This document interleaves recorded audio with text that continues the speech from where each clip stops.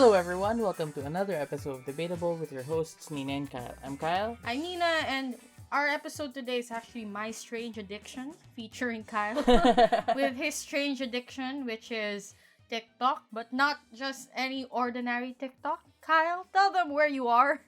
Yeah, so I do have a big secret, which is I spend a lot of time in pro BBM TikTok. Well, to be clear, I'm not going to vote for the son of the dictator. I do not think that he's a good leader. I don't think that he's smart. I don't think his heart is in the right place.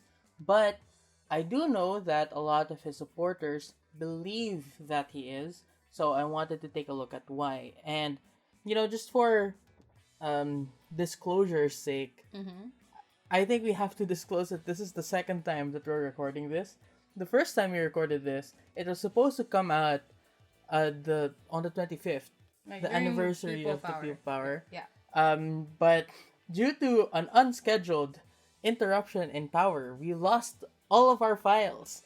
So I have to do it again, and we didn't have the heart to do it yesterday. So we did it today, Sunday. Who says I have the heart to do it today as well?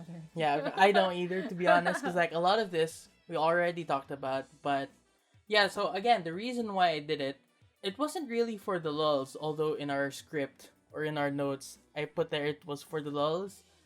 It was because I wanted to understand the narratives that would impel a person to want to support or vote for Bongbong Marcos. And that's the reason why I was there.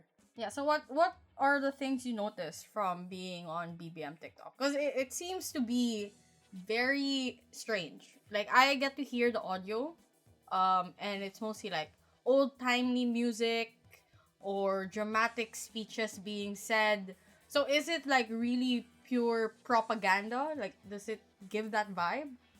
It does kind of give that vibe. More specifically, it's like a Make America Great Again or Make the Philippines Great Again kind of vibe. Oh, I do hear that being used a lot. Yeah. Like, go back to the golden era. Yeah, exactly. Go back to the golden era. So I feel like whenever I watch TikToks in that space, I categorize them into four. The first one is ideology. So this is where I get things like we need to unify, we need to go back to the golden era, basically nostalgia for the golden era. By the way, it's not a golden era. It was never a golden era, but that's the thing that people are most nostalgic for. And because they're comparing it to what happened after Marcos, they felt like that was actually not the golden era anymore.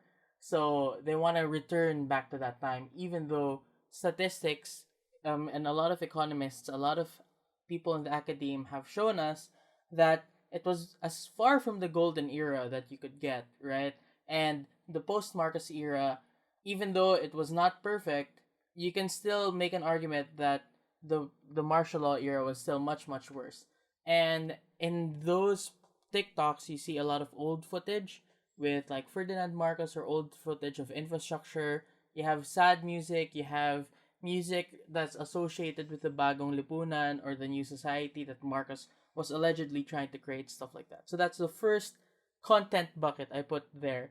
So the beginning of I wouldn't say the campaign season, the beginning of Even during the announcement, Yeah. like who would run. Right? Yeah, so during the announcement, and that was like a really long time ago. I started this in October, so this was a really long time ago. At that time, majority of the pro BBM content falls under this bucket. Yeah, so this also comes with like Larry Gadon spouting conspiratorial nonsense about how like the Dilawan stole everything, blah blah blah. Nostalgia, unity, that's in that bucket. Another bucket is, oh, look at him, he has such a nice personality, like that. So the fact that he has good manners, he has like good upbringing, he has a good accent, I suppose. He wants to surround himself with supporters, but he wants to keep a safe distance so he doesn't get hurt. That was the one that I saw most recently. He doesn't want to sign the Philippine flag even though someone was asking him to sign it in like a rally or in a caravan or motorcade, and he didn't want to sign the Philippine flag because he respects the flag so much. I mean, that's like a bare minimum. Well, You're not allowed to sign or Yeah, Like, because of the flag law, yeah, right? The yeah, flag law. the flag. You So can't even draw it wrong. yeah, I suppose he draws the line like he's okay with committing crimes. He's okay with like cyber squatting because Oh yeah. he did the I don't know if he did this, but it's associated with his name. If you type in kalyodi.com, it redirects you to bongbongmarcos.com. And under the Cybercrime Prevention Act, this is not legal advice. I'm not a lawyer, by the way, but under the Cybercrime Prevention Act, um, one of the crimes defined therein is cyber squatting, which is the act of acquiring a domain name on the internet that you do not have the right to. So if you do it in bad faith, with intent to profit, with intent to mislead, or to just try to deprive another person of that same domain name, especially if that domain name is the personal name of another, like Kalyodi is known by Kalyodi, then that is actually a crime. So I suppose that, he draws the line at a flag law. He doesn't want to offend or commit a crime against a thing, but he's okay with, like, not paying taxes No, for 30 for me years it makes sense. Like, or not or committing crime. Like his line is, I don't want to commit crimes on video. no, I think the line might be I don't want to commit crimes that go against the values I'm espousing. So the values he's espousing is like, oh, unity, nationalism, like back to when the Philippines was at its prime, quote unquote. So it might be uh related to that, right? Like it doesn't matter if you stole because yeah, I did it for the golden era. Like I stole money, but I gave you a hospital, heart that's so center, funny. Like lung center. that's kind of refreshing because I'm always like, let's take a look at his best intentions. Like, but how about what does he stand for? I'm always that kind of person. Like, for the longest time, I was like, I think that Duterte wants the best for our country. Stuff like that. And you're like, no, they're selfish, they're corrupt, blah, blah. And now this time, I'm like, yeah, I think he's just doing this for the camera. And you're like, no, maybe it's a principled thing. How refreshing. Like, Yeah, how the the reverse. turntables. Yeah. Yeah, so that's the second content bucket that you find there. Like, he has a good personality. We had exchange gifts. Look, he was such a baby. He says that he misses his father every day. Like that. I mean, he probably misses the money that his I father don't is. know. I do feel like he might miss his Okay, father a this is lot. where we Like, went back. We go back now to our yeah, typical yeah. programming. I do think that he misses his father, but I do agree with you that a lot of the time it might be just for, yeah, let's make that idea that I'm a continuation of his legacy. So it's still harkening back to that nostalgia. In a way, we're not disagreeing. Yeah, you know the sad thing though about this bucket, like the whole Bongbong has a great personality, is that even his father doesn't agree. Like letters were released that just called Bongbong like very lazy and entitled. Like his dad had to tell him off and go like, "No, we cannot bomb Camp Crame, you little idiot." I think those are like two separate things. Like the one where he calls him lazy, I think he was much younger back then. But the other thing, the Camp Crame one, Oh, he was old already. he was He old was old already. Yeah. enough to be a blind bomb. But yeah, I'm not saying they're connected. I'm just saying, those are instances where the father is like, I don't trust this kid. Yeah, so yung personality bucket, a lot of it is we have been trying to bully him for so long. The Dilawans have been, you know, They're so mean. they're so mean, and he isn't fighting back. He isn't fighting back. So we're gonna do it for him. Like, we are part of his campaign team, and we are gonna do it. Says his lawyer, who is basically the person who's campaigning and not well, I don't know. Um, so yun, the second bucket is personality. The third one is something that is much more recent. Like, you see this a lot now because this is the actual campaign season. You have so much more things going on. So the third content bucket I'd like to talk about is affirmation. Like, we see you, we really appreciate that you showed up to our motorcade or a rally or our caravan. This is also footage of people cheering for Bongbong or for Sara Duterte, etc. So it's basically saying that whatever you're doing in your small ways of contributing, we see you and we appreciate you. And it really does inspire a lot of people to start supporting Bongbong as well. So a few months ago, we've had caravans or um, those things, those parade stuff for Lenny, and a lot of people were sort of questioning the value of that. They were saying, why do we have something like that? Isn't that a little bit elitist? Isn't that, basically useless? When you change your profile picture into pink or whatever, what does it actually do? And the actual response to that is, from a campaigning point of view, you're trying to tell people that you do not have to be afraid to be out and Support. Yeah. supporting Lenny Robredo. And that's the same thing that they're doing with this affirmation type of TikTok content, where you have there's honestly so many of it. Like, if you go to Bong Bong's personal and official TikTok account, most of his stuff is just this. It's affirmation. We see you. We really encourage that you go here. And then sometimes he ties it back to this idea of unity. Like, this is the first step towards unity. Mm. Yeah. Never mind the fact that other candidates also have these kinds of caravans. So you can argue that unity in this particular form is not exclusive to Bong Bong. Yeah, but the last content bucket is just everything else, like all the weird stuff. Memes. Memes, I suppose, yeah. But I would say that if the meme is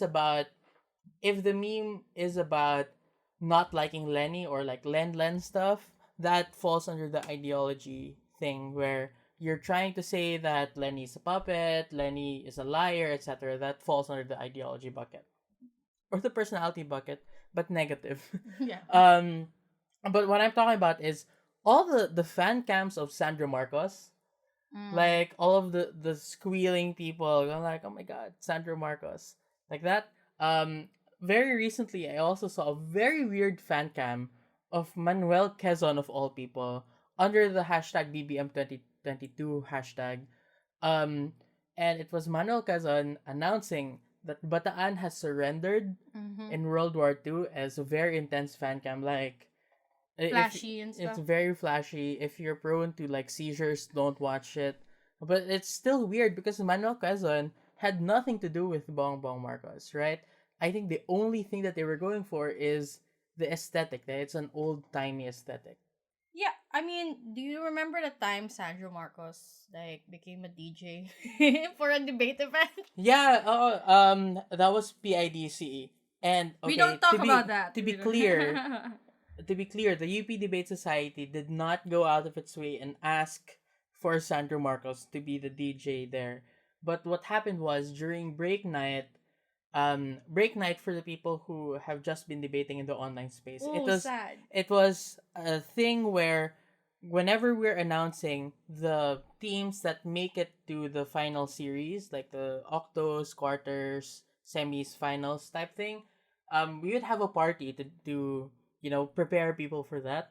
And so, if you do make it to the final series, you can drink and celebrate. If you don't make it, you can Drink? drink and cry. Yeah. Yeah. Drink either way. Yeah, so there was music at the time, and then all of a sudden we're like, oh, I think that guy is Sandro Marcos. And that was like 2016, I think. Oh yeah. So it wasn't something that everyone was freaking out about, or like he wasn't super popular then at the time. Like, his face wasn't super recognizable, but apparently he just came from abroad and he was there to be a guest DJ. But anyway, I suppose that had that happened Now. now, footage of that would certainly have gone to TikTok. Oh my god, he's an artist. Oh my god. He's the next big thing. Oh god. Yeah, I mean, I do think that, okay, this is an exaggeration for legal reasons. I want to clarify, this is an exaggeration, but it does really seem like the Bong Bong Marcos campaign is pimping out Sandro for the future, right? I mean, he's already running for a position, right? Yeah, but I don't think it's gonna stop there though. Yeah. So they're already in the process of basically priming him up for celebrity status because, admittedly, let's be honest, celebrity status is what gets you elected here in the Philippines. So even with the Lenny Cap, right, we are elevating her to a celebrity status by making her fan camps also and hosting these concerts and rallies and basically deifying this individual. So but that's a discussion for another time. So what I want to ask now basically is, how does this all work? So there are content buckets, but how does TikTok in particular use these content?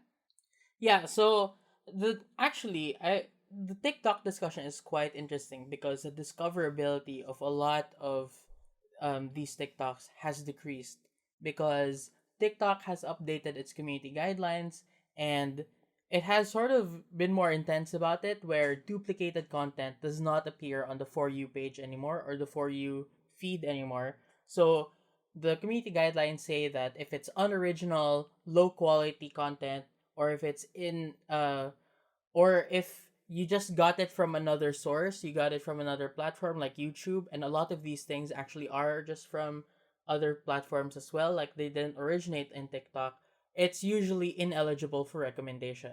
That is to say, even though it won't be taken down from the site, um, what will happen is it will just not be recommended to you by the algorithm. You will have to search it on yourself. So in this way, TikTok tries to avoid bots abusing the platform. So there was some potential for people to just make bots that get established BBM content and then repost it on TikTok. But because of this part of the community guidelines, I don't think that we need to worry about that so much. And there is also some potential here because the updated community guidelines say that conspiratorial content that counters generally accepted beliefs and misleading content about current events are also ineligible for recommendation. They also won't show up on your For You feed. Mm.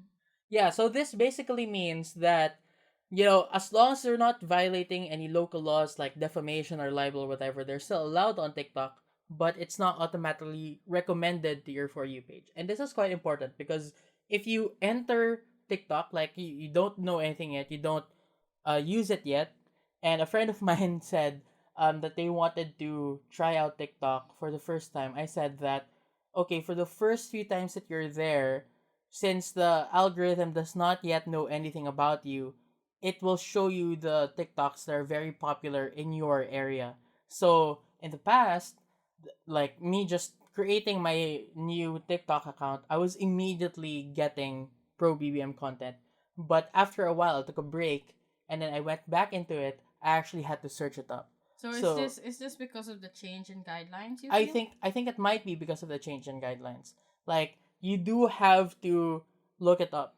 It's not eligible for recommendation, but it's still there. You just have to search it. So did you have to look it up? Yeah, I did. So you can look it up using the hashtags. So it can be hashtag BBM, hashtag BBM 2022, hashtag BBM Sarah, stuff like that.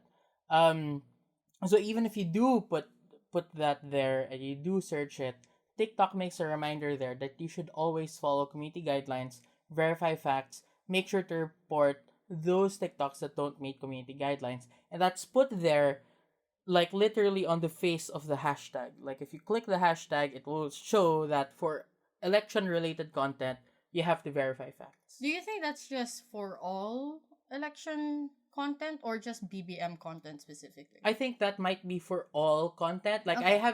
I haven't checked the Lenny side of it or Mm. any other candidate side of it. Maybe you can do it because Yeah, I can do it right now. Like, yeah. So while Nina's checking that, I just want to say that even though that's the case, it's not necessarily a perfect system because today I was scrolling along my pro BBM TikTok accounts For You page, and I still saw Larry Gadon making conspiratorial statements about how the 2016 vice presidential election was stolen from BBM. Unfortunately, I do hope that someone reported it, but unfortunately, I could not report it because it would defeat the purpose of the experiment, where I would only be getting pro BBM content.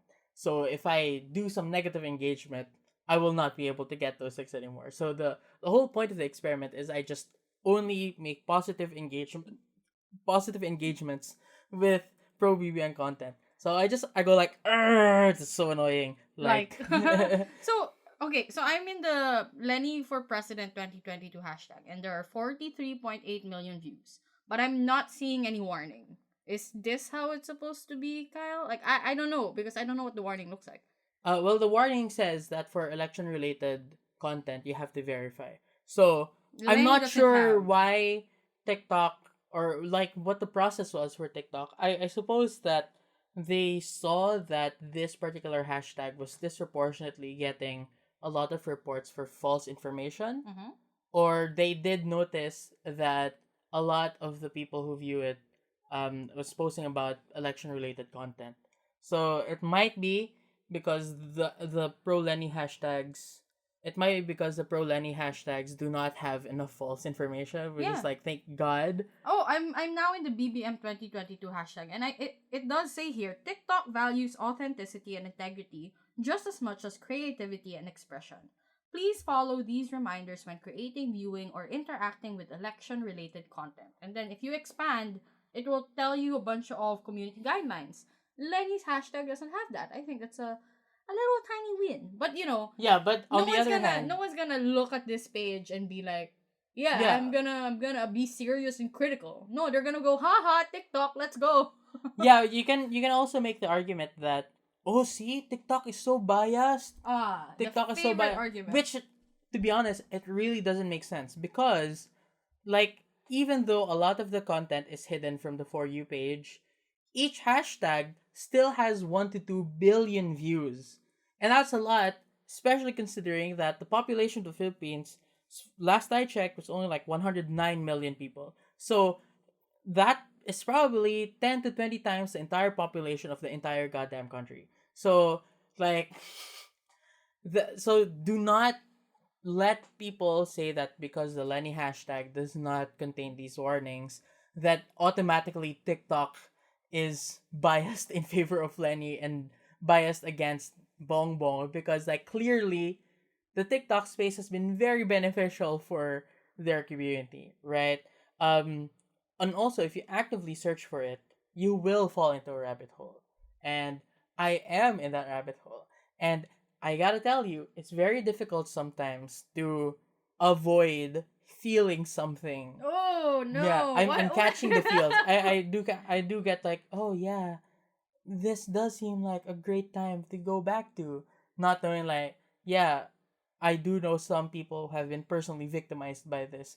At the time that I'm seeing it, it's very easy to forget about those things. It's very easy to yearn for this imagined concept of the golden era, even though I know, like the rational part of my brain knows that that is just a fiction, Mm. right? It's also very easy for me to feel inspired now by the affirmation content saying that this is the first step towards unity. Oh look, ang daming good vibes dito sa BBM rally, stuff like that. Yeah, so it seems that TikTok is making certain strides to avoid, fake news and stuff.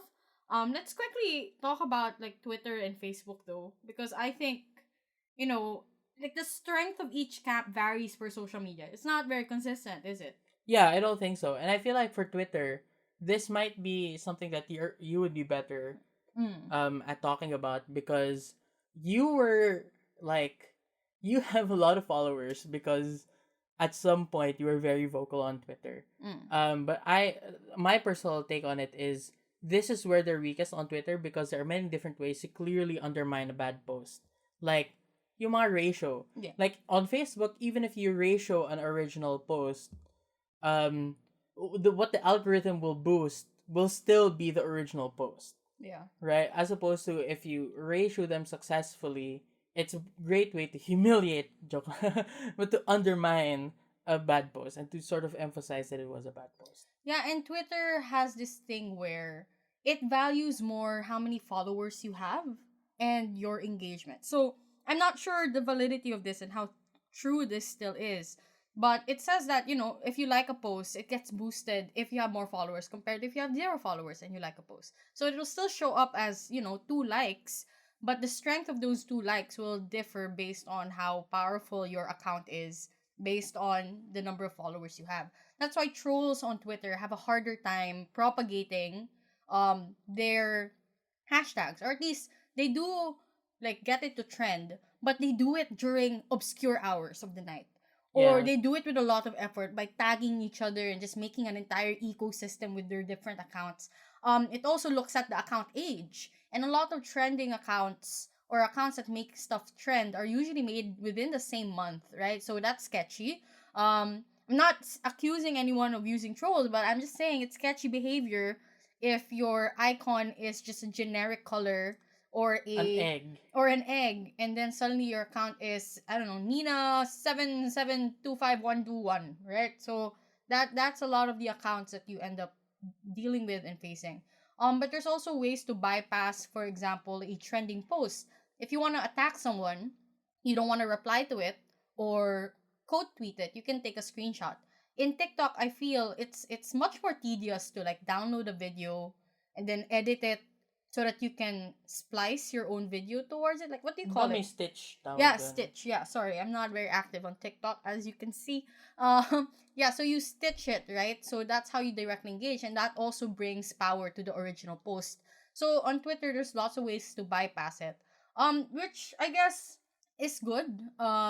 Twitter also has this thing where it warns you of fake news.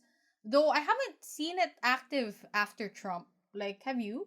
Yeah, I feel like Twitter has acted like, oh, okay, we only help destroy the democracy in the United States, so let's only fix like the US's democracy. Mm. And like after they got rid of Trump, they're like, okay, yeah, problem solved. Like nothing bad ever happens on social media anymore. Yep. Yeah, but I haven't seen it either recently.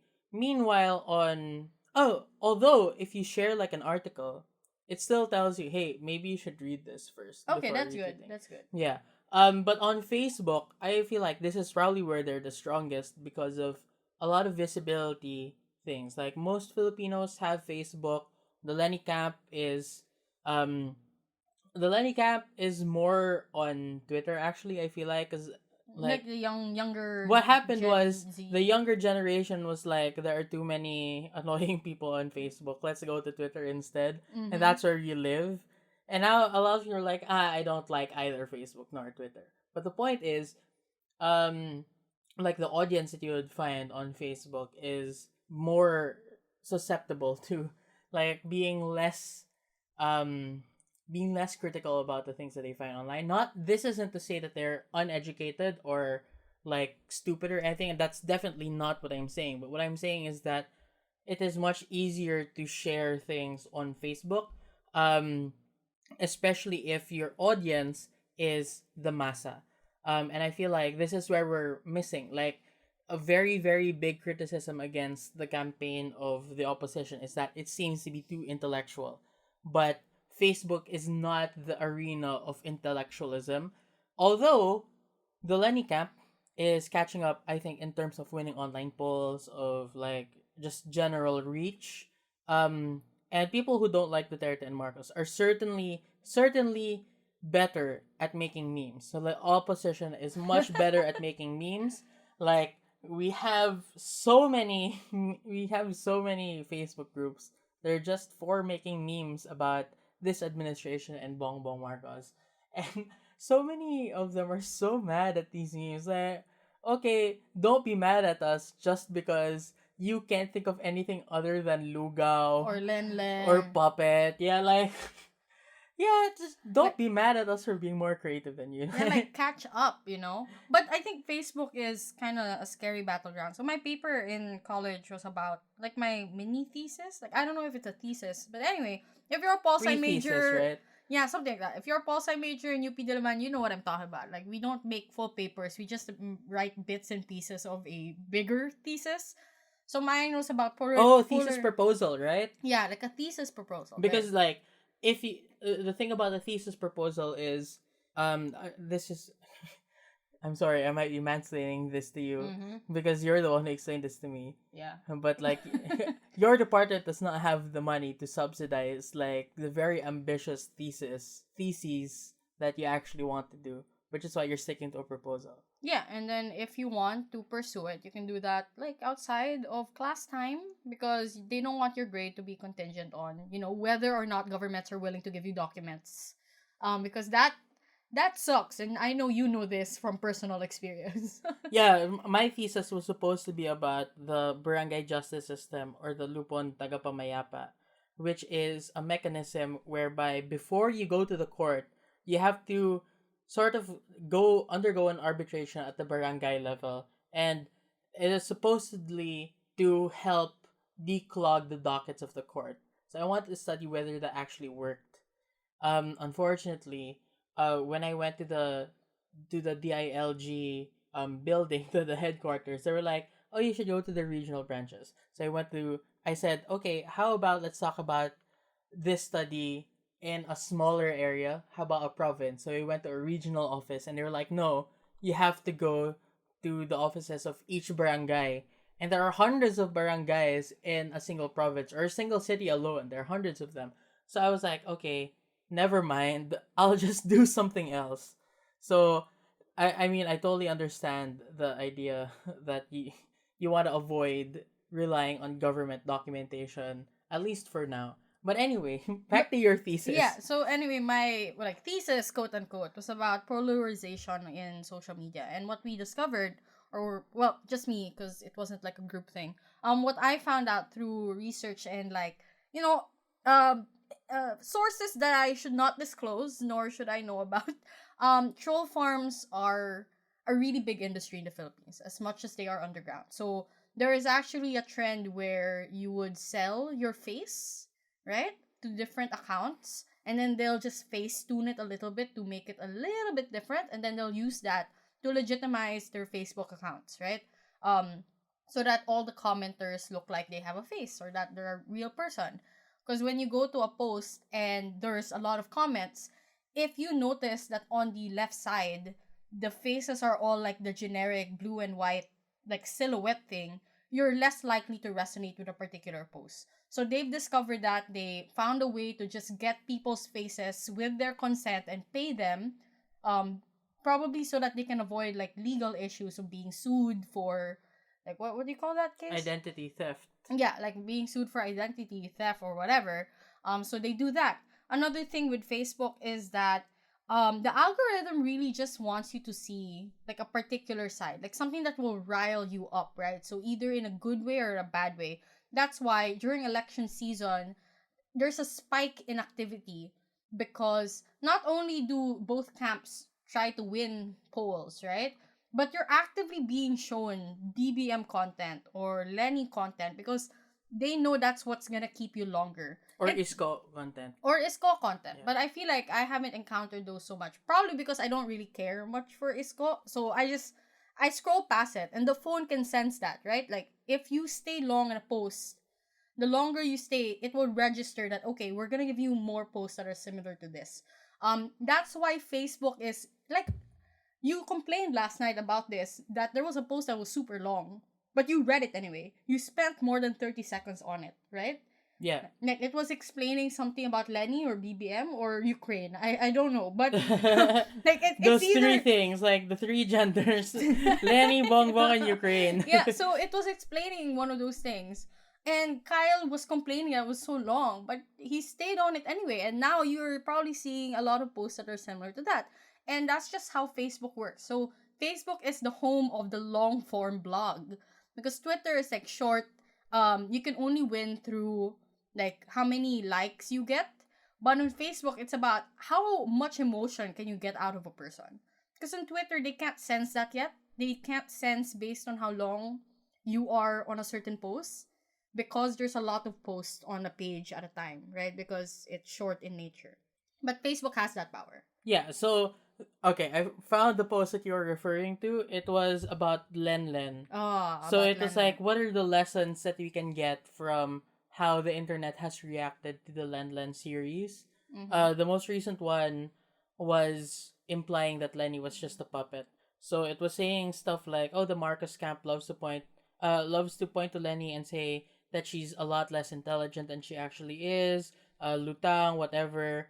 And the lessons that they got from there, like the idea that intellectual elitism is not the road to take, which is why I'm very careful and try to empathize with them and say that they're not stupid, right? They're not stupid. And why you should always try to be polite. Being rude is not the correct way to go about things. Um, Try not to be so salty about surveys. Like, don't call the surveys biased. Yeah.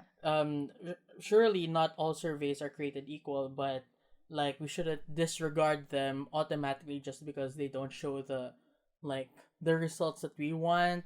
Yeah. So it's a very long one. I feel like I should try to share it, but honestly, it's quite long.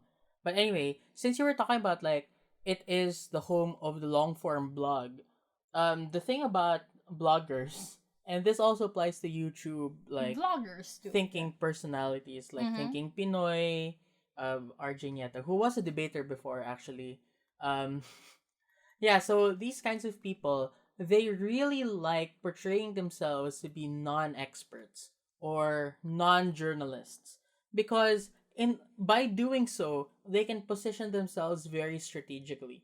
They can say, "I am not a journalist, so um don't hold me to the same standards that we would hold a journalist for in terms of ethics." And this is the excuse that Moko Uson had when she had the Moko Uson blog. She wasn't a journalist, so why are you hampering her? Why are you making such a big fuss over her not following journalistic ethics? She's not a journalist. But at the same time, because you're an amateur, you can say that you're not affected or influenced by big mainstream media that like they're sellouts and whatever, they're influenced by the Dilawan and stuff like that. So being an amateur, being just a vlogger on YouTube or Facebook, it really does put you in a very strategic position where you can get away with a lot and still be seen as some sort of expert. Yeah, and as I mentioned, right, like the currency in Twitter is engagement. The currency in Facebook is your emotional pull, right? So I guess this brings us now to why nostalgia is very effective for the BBM camp. Why do you stay when you see posts that talk about the past? Like what's the pull there? So nostalgia, I think, is very important. Like we tend to think of memory, especially history, as something that's in our collective memory. Which is why when we're talking about history, we say that we are losing sight of our collective memory or our collective memories have such a short lifespan. So when we're talking about nostalgia, it's still within that field of study that we call the politics of nostalgia, Mm. right? Or the politics of memory. So why is it so used by the BBM camp?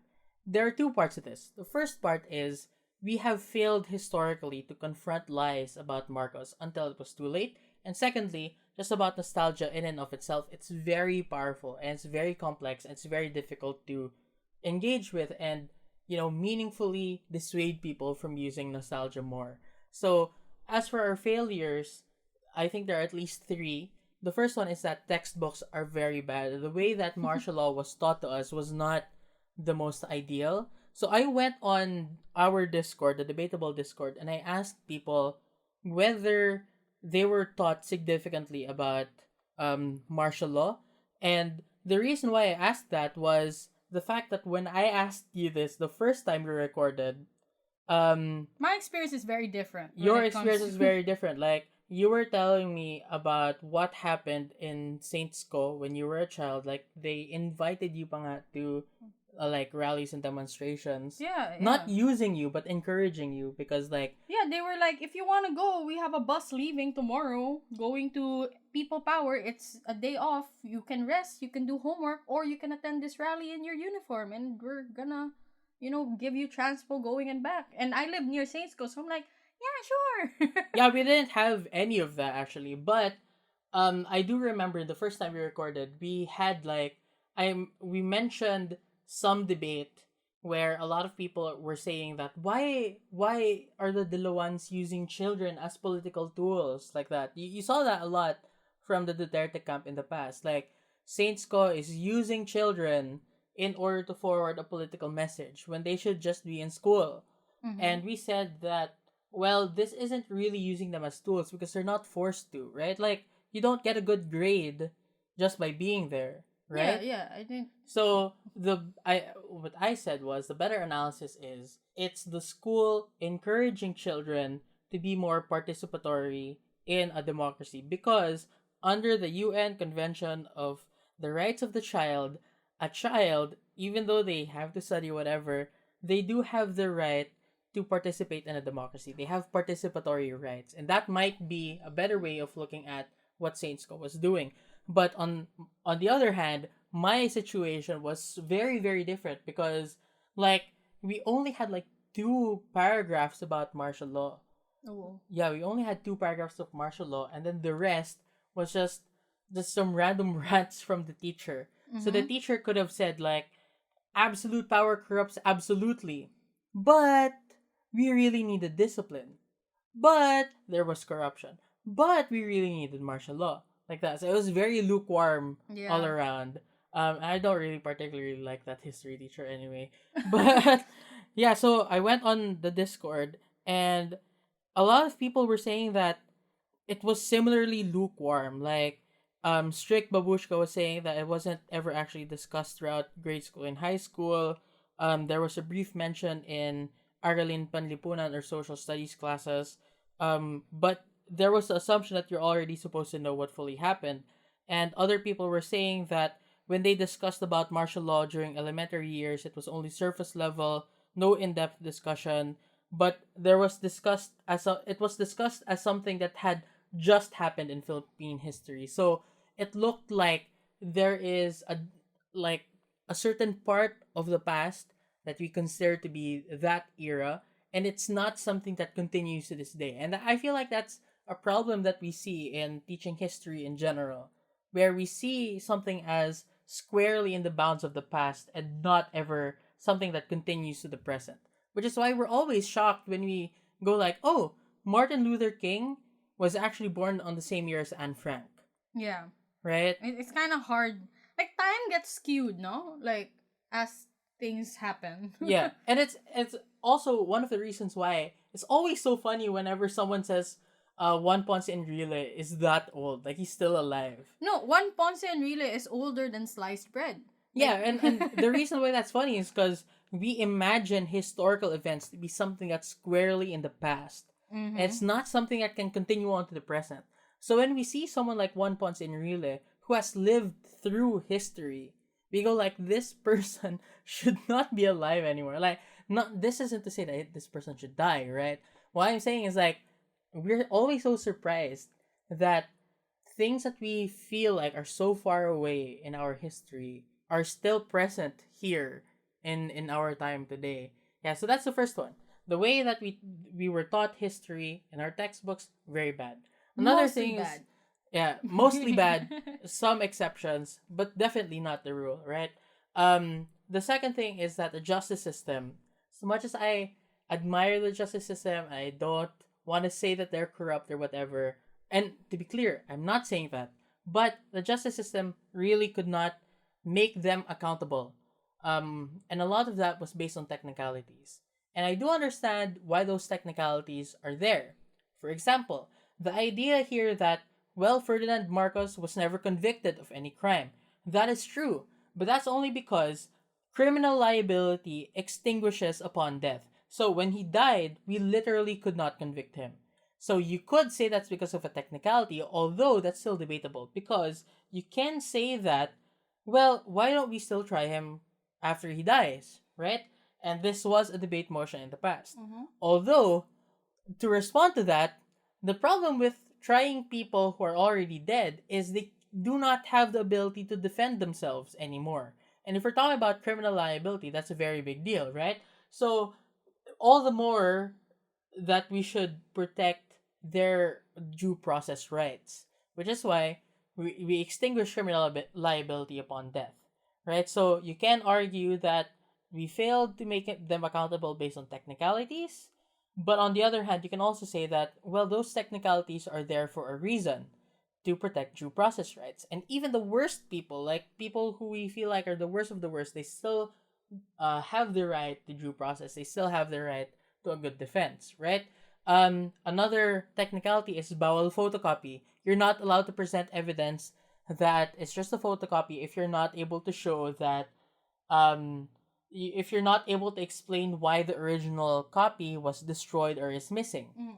And this is one of the reasons why Imelda was able to not be was able to avoid conviction because of the best evidence rule. That's what they call it, the best evidence rule, which is generally, let's take a look at the originals. And if you're using a photocopy, you have to explain why the photocopies are used. So a lot of these things, to be honest, disclaimer, I'm not a lawyer. I'm not competent to talk about that. You can reach out to lawyer volunteer groups to help you understand. So Lawyers for Lenny is one of those, and I very admire them. Um, and a lot of people who I'm personally friends with um are lawyers who do dedicate a lot of their time to explaining a lot of these legal concepts. Mm. But the last one is the academe. I feel like was woefully unable to communicate and confront those lies about the Marcoses and influence public discourse. I'm not saying that they didn't try, but we really were having a hard time. Yeah, I feel like the difference of this and the first one is that the first one is just about the education system being bad. This one is about how even if we had good education systems, like even if all of the schools were like my school that had martial law week and had reenactments of the situation, encourage people to go to the rallies and have like noise brigades outside the gate, like it's the fact that we are not, or the academe is not seen as credible enough for some reason, right? Like there's a smart shaming culture in the Philippines, for instance. There's also the fact that we don't pay attention to our academics enough because we'd rather listen to politicians or those with money. So this is more of a perception issue than it is a issue of our ability to actually teach, right? Because I think a lot of schools, if given the chance, would actually want to teach what needs to be taught. It's just why go through all the effort when you can face a lot of repercussions. So, if I were to assume the best case of your school, it's not that they didn't want to teach you martial law. It's probably that they were scared of the consequences of the red tagging, of the attacks. Like in my years in Saint School, like we've gotten so many attacks, not just as scholasticans, but as an institution. Like especially when like the libingan ng mga bayani issue came up, like Saint School became a hot topic, and a lot of scholasticans were doxxed and personally threatened. And I feel like some schools don't want to go through that, right? So Yeah. it might be that the academe is just really scared and don't have the resources to fight back in the instance that they do want to correctly teach what took place in history. Well, I take a different view. So I may be like I'm just extending for you because I also feel like one of the barriers is it's just very inaccessible language. It's very inaccessible language. So for example, I came from the UP School of Economics, and for a very very very long time, professors in the school have been trying to debunk a lot of martial law myths. So why hasn't it stuck? Okay, it has stuck for like a lot of people, but I would argue that for the vast majority of people, they still believe that it was a golden era, or it was a golden age, or whatever. Even though for more than 40 years already, we have consistently been trying to debunk those ideas. Mm. So why hasn't it stuck? My theory naman is just the sheer inaccessibility of the language of the academe, right? And it's very important for the academe to be inaccessible because the more inaccessible you are, the greater the bragging rights are. Like if it's very very simple to understand, then it's not as glamorous, Yeah. right? So you can see this in a lot of econ jargon. Like it's like you have to study a whole new language in order to understand, make heads or tails of anything. Um, especially in finance matters. To be honest, like Mm. what even are we talking about? Um, so we've had so many finance episodes already, and every single time I still feel like, oh, let's take a refresher. Let's have a refresher first, because most people, it really is a difficult thing to make stick. If you're not involved in that thing in work or in school or whatever. So I do think that because of this language barrier, the academe was unable to communicate and influence public discourse. Um, yeah, but since you were talking about the Libingan ng mga Bayani thing, we can go back to the justice system because it was actually the Supreme Court that agreed with Duterte and said you can put Marcos in the Libingan ng mga Bayani. But it was only on a technicality, actually. Mm. So, in that case, a lot of people were saying, um, especially from the people who were challenging the burial, they were saying that this is historical revisionism. This will open the floodgates to more historical revisionism if people call him a hero. And then the Supreme Court, in that case, was saying that just because he's in the Libingan ng mga Bayani does not mean that he's a hero. because even though the name of the place is Libingan ng mga Bayani, it's actually there to it's actually there as like a military gravesite. So unless the president, as a commander in chief, diba, he's part of the military, unless the president was dishonorably discharged from duty, then he would still be qualified. You know that like none of the disqualifications applied because he wasn't tried in a court martial or whatever. He wasn't dishonorably discharged. Therefore, he's not disqualified. Therefore, Duterte has the right to place him in the Libingan ng mga Bayani. So it was not about whether he's a hero. It's just on a technicality.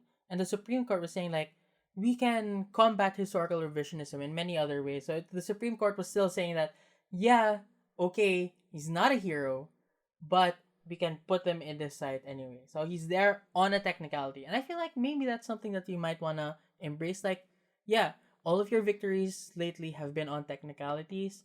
This is still debatable, I think. Like, because you will have to accept at some point that maybe he should be in the Libingan ng mga Bayani. But we're going to say that, yeah, on a technicality, like, all of these people, they weren't convicted, yeah, on a technicality. Yeah. So I feel like that might be a strategy that we can use, but I'm not an expert on this either. So it's still debatable as far as I'm concerned. So those are our failures, right? Our failures.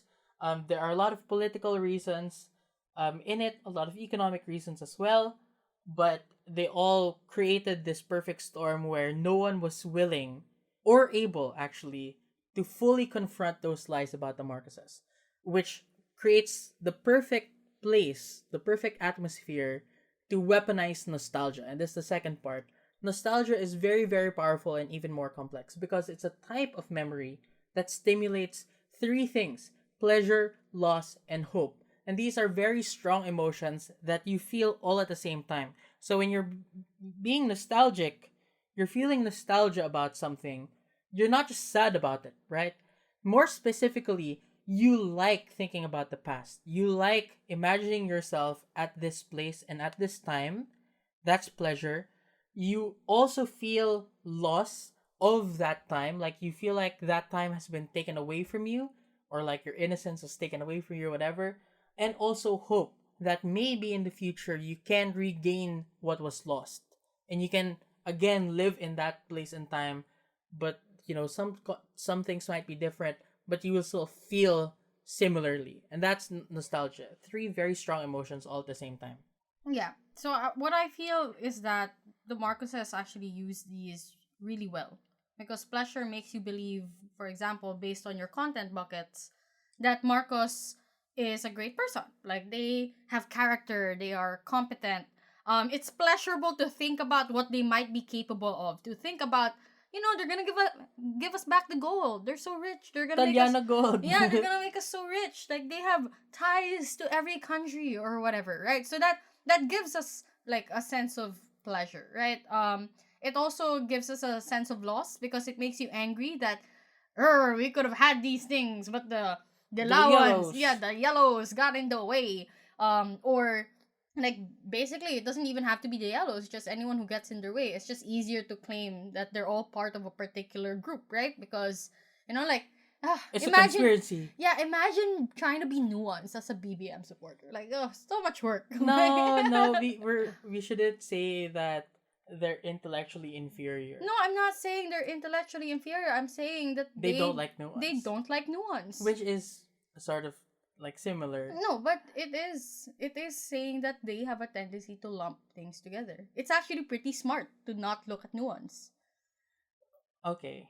Right? Okay. Like If why you say so. I mean, I disagree with the idea that they just don't want nuance. I feel like they're not being given enough to make those connections for themselves. No, I think they're good at spotting nuance. It's just they don't want to use it because it's not convenient for them.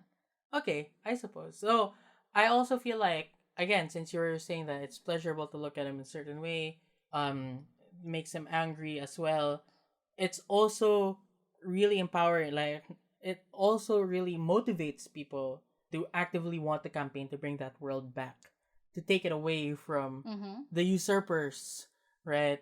Or the yellows. So I think that from a political standpoint, it really can evoke very, very productive emotions from a campaigning standpoint. It can also make you believe that you have a sense of solidarity, like you are the new revolutionaries. You are unity. Yeah, it's unity and stuff like that. So I feel like those are twin frames. You have a frame that says Marcus was brilliant, and you have the other frame that says that the yellows are incompetent and corrupt and usurpers. And those two frames reinforce each other. The Marcus being brilliant frame, you can say that they were unfortunately usurped by the yellows. The dumb yellows frame, you can say that they prevented the new society that Marcus wanted to build, which leads you back to the first frame, right? So they it's very powerful because those two frames create a positive feedback loop that will put you in that rabbit hole, like I said. So the question now is, can you actually use nostalgia to your advantage if you're trying to fight against this? And the answer is we actually can, but there's a trade-off there. Like it might be good in the short term, but maybe not in the long term. So we also did the nostalgia thing. Like in 2010, when Cory died, what propelled Noy Noy to the presidency was arguably nostalgia over the time that we were united and the time that we ousted a dictator. In 2016, in the VP race, academics like Oscar Serkinia wrote about how we reincarnated Cory and the dictator in the form of Lenny and BBM respectively. So when you're trying to talk about nostalgia, a large part of it is trying to reincarnate or resurrect people who are already dead. Influential political figures, and trying to reincarnate them creates a sense of continuity, which we need to fight today. Like I mentioned earlier, that trying to bring it back to Marcos Sr., by doing that, BBM is trying to say that if you vote for me, you can continue the Marcos legacy, right? So we need to fight that sense of continuity today because we want to say that, okay, fine, even if the father was good, which he's not, but even if we assume that he was, the son is not the same as the father. And there are a lot of people who were hardcore Marcos supporters that still don't want to vote for BBM because they do not believe that the son is as good as the father. So we need to fight that idea of continuity. Mm. But also, I maybe we shouldn't do these parallels because in the long run it facilitates that reincarnation myth. It facilitates the idea that we need to treat people as continuations of something else. So you will definitely bring a lot of baggage, right? So um because of what we did in the past, it's catching up to us because right now, even though Lenny has tried to rebrand herself as Pink, tried to separate herself from the Liberal Party, everyone's still saying that she's just a puppet of these same people. And that's because in the past, we reincarnated Cory in the person of Lenny. So I don't think we should do the parallels in the future because in the long run, it's not going to be good for discourse. Yeah, I think what happens as well is that, if we use the same trends over and over again, it's just gonna go back and forth. So it's either we believe the narrative that the Marcoses were good, or we believe the narrative that the Lilawans were good, right? And sometimes, like as I mentioned, there's more nuances to that, and we fail to see that if we are so stuck in seeing things in black and white, which was in the paper we read, right? The dark versus light, or light versus dark. Yeah. Basically that's how it was phrased. And what happens is that basically with nostalgia, it's hard to separate facts from fiction as well. Like, this is just me inserting what I've noticed from nostalgia, is that when we start looking at memories with like rose colored glasses, we stop trying to actually see things for what they are and look at things based on how we want to see them. So, like your pros and cons list in high school, I feel like there's some value to it, right? Yeah. But what happens there is that because objectively, and we're taught at a young age to just look at things pragmatically, if we see a long list of like, oh, look at the infrastructure, bridges, hospitals, like we're gonna stop seeing the lives of people as something that we shouldn't be sacrificing. Because in terms of our nostalgia, we start seeing the past in terms of, oh, look at all these things that we could have gotten. Look at how I personally would have benefited from it. And if I'm detached from the lives that were lost, then it's easier for me to be nostalgic for one entity or one version of history more than the other. Yeah. So I think that at this point, it's very important for us to take a look at the things that we have in common with the BBM camp, especially in terms of narratives. Because I remember you were saying that we can't have unity without justice. So that was a response from people who were supportive of the opposition against the unity narrative of Bongbong Marcos. And well, the problem with that is this idea that we can't have unity without justice. That is claimed by both sides as well. Mm. Like if Bongbong Marcos wins, that will be the justice Yeah. on which the unity would be based, because Yeah. the injustice that happened was the election in 2016 was allegedly stolen from him. Mm-hmm. And in the same way, the Nakao narrative is also claimed by both sides, because they might have stolen a lot of money, but everyone steals money. And also the Dilawans, the Dilawans, wow, accent.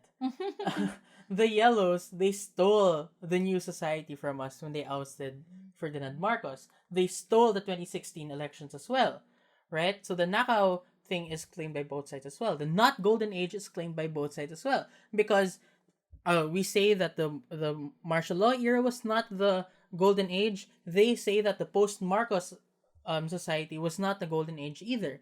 The hope narrative is also claimed by both sides, because they are putting their hopes on um, rectifying the injustices against the Marcoses, right? So there are so many commonalities that you get on both sides, and this is perhaps the reason why it's very difficult to find ways to convert one another, right? So we don't really know the answer for how to do this, but we do have some advice. The first one being that we should be careful in calling ordinary people revisionists. We should also be careful in calling ordinary people dumb or whatever. Not only is it a turnoff, it's also very inaccurate. So, for example, if a person's lolo says that during the time of martial law, crime was very low, and someone else's lolo says that during the time of martial law, the military committed crimes because they were a torture victim. So the question is, was the pro Marcos Lolo revising history? I don't think so, because those are just two people having conflicting recollections of a certain point in time based on their personal experiences. That's what's called memory contestation. It's based on a subjective experience of a point in history. But revisionism is a deliberate attempt to distort collective memories by denying or sanitizing negative things and exaggerating good things. So, like, obviously, the pro Marcus Lolo could not be a deliberate historical revisionist, because he's only speaking from his own personal experiences. And like, we can't say or invalidate their experiences. And if you do that, must turn off yun. Like, that's a big turn off as well. Like, you are trying to invalidate my experiences when I was the one who had them. And this is the reason why a lot of people think that we're trying to be dictators as well when we say that the martial law era was pretty bad. So I have a question though. Like, what if this Lolo ends up like being a figurehead and starts talking about his experience, claiming it's the experience of a lot of people in his time? Does that make him a revisionist? Well, if it's no, I still don't think he's a revisionist, because the way that I understand it is it's a deliberate attempt to distort collective memory. So if it's part of his own memory and he's just talking about his own experiences, that's not revisionism. So, But I would say that if he's being used, kunyari, like he's being platformed by the Marcoses, that would be the Marcoses using the process of memory contestation and skewing it in order to facilitate their historical revisionist project. mm, So I don't think that we should blame the pro Marcos Lolo for talking about his own personal experiences. We should blame the historical revisionist project of the Marcoses. well, I feel like that's debatable, but yeah, okay. Yeah. Um I feel like we should also try to think about why people are nostalgic over certain things. Like, it's really difficult to feel the effects of trillions in debt all at once because it's spread over so many different people. But it's easy to point to infrastructure projects as clear indicators of as clear indicators of progress. And we have to try to bridge that gap in proximity as well. So the failures of post Marcos era should be recontextualized. When people say that people used to feel safe during the martial law era and not now, What it actually does is that it manifests an anxiety caused by peace and order threats under Cory and the post Marcos time, as well as discontent at the failure to deliver on Cory's promises of economic growth and peace and order and stuff like that. So you have to recontextualize it, because the reason why we're not feeling really good economic growth was because of Marcos's like debts. The reason why we felt a lot of peace and order threats under Cory was because um pro Marcos cronies were trying to invalidate her power, right? Trying to oust her, trying to go on coups and stuff. And the reason why they might have felt safe during martial law was that, as a matter of policy, they didn't want to talk about the inconvenient stuff during that time. And if Mm. they did, it was usually as part of propaganda, where everyone who disagrees with us is, number one, being taken care of, and number two, they're just dirty, dirty communists. Yeah, I feel like the problem as well is that it's hard to recontextualize the problem because admittedly people can't think long term, right? Like it's easier to just look at like what's happening now and associate it with the current administration, or associate it with what's the most proximate thing that they can see on their mindset. And this is not to call them dumb before you call me out or whatever. It's basically just how people work. Like it's hard to see the nuance of like how taxes work. It's easier to like attribute laws that pass now to be Duterte's projects, even if they were started by a previous administration. That's just really how things are. That's why credit grabbing is a big thing as well here in Philippine politics. Like you want to put your face on everything if you're a politician, not because you want to brag, but also because you know there's a tendency that if you don't claim it, someone else will. That goes the same with problems, right? So if the Marcoses don't claim the problem, it's easy for them to associate it to someone else. It's easy for people to just like link that problem to whatever is closest to that problem currently. So after Marcos era, obviously we suffered economically because of debt.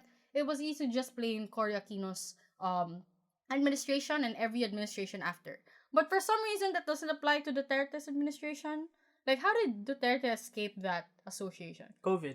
COVID, no? Yeah, Yeah. yes, right. I keep forgetting sometimes that we're in the middle of a pandemic with all the things happening. Yeah, because there are like Like, so many so bad many. things happening all at the same time, and some of them are not related to the pandemic at all. Um, so I guess the takeaway that you should have from this sort of lengthy episode is, you want to try to be more empathetic towards them. Like, be nicer, be kinder, be more understanding, because these people, they are not irrational. They are voting from their personal perspective. So we have to understand it, and by doing so, hopefully you'll be able to identify a strategy to deal with their anxieties, because a lot of them, they're anxious about voting for the same people over and over again. They're anxious about buying into promises of change, of hope, or whatever, and they're going to be disappointed. Meanwhile, they feel like, at least when it was Marcus's time, the media was not allowed. So they weren't able to tell people about what was going wrong in the country. So we need to identify anxiety points and try to find strategies to deal with those anxieties. And we can never do that just by talking down to them. So that's it for this episode. We learned a lot when we were studying for this. I will still continue to be on BBM TikTok until at least the end of the election period, and maybe after that as well. If the worst happens, which is Bongbong winning, We'll see. Yeah. we'll see. Yeah. We'll see you also in the next episode. Bye. Bye.